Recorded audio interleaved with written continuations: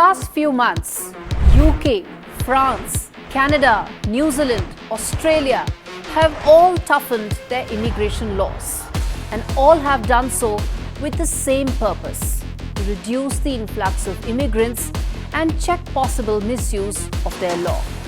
So how does this impact Indians, and why is this trend likely to grow? Let's decode. In February 2024, many undocumented workers in France were out on the streets, protesting changes in the country's immigration laws that disadvantaged them and reduced their chances of possible citizenship rights.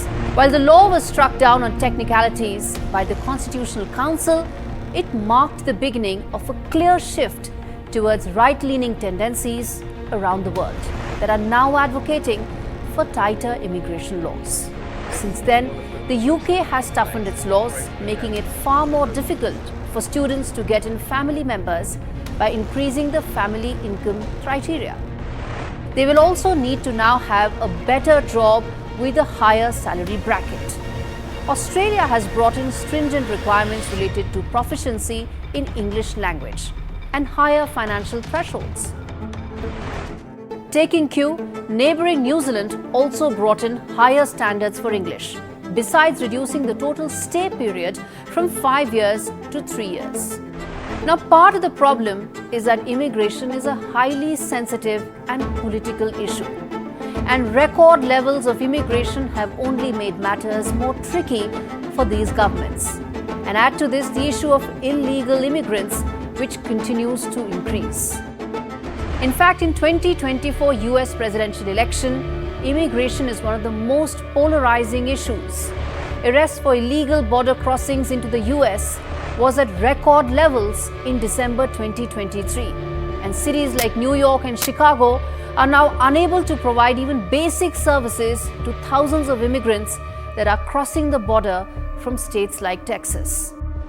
As for the European Union, lack of a coordinated response or policy is a result of lack of consensus on opening or closing of borders, on imposition of quotas, or creating a proper system of admission of immigrants. Disagreements within the EU are also a result of the economic disparities within the group, where on one side there are countries like Germany that propel economic growth for the entire grouping and feel that they cannot pay for liberal policies of countries that do not have commensurate economic might.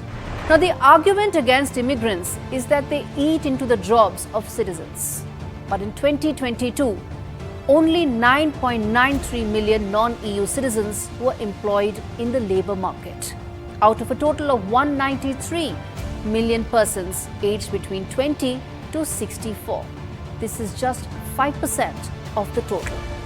Now, in terms of occupations, most number of non-EU citizens were employed either as helpers or cleaners. Now, right-wing parties that are critical of immigration have entered governments in Austria, Denmark, Italy, Netherlands, Norway, Poland, and Slovakia, and are now impacting the continent's politics. The French law championed by a liberal government is testimony that right-wing tendencies will make immigration a major political issue across most Western governments.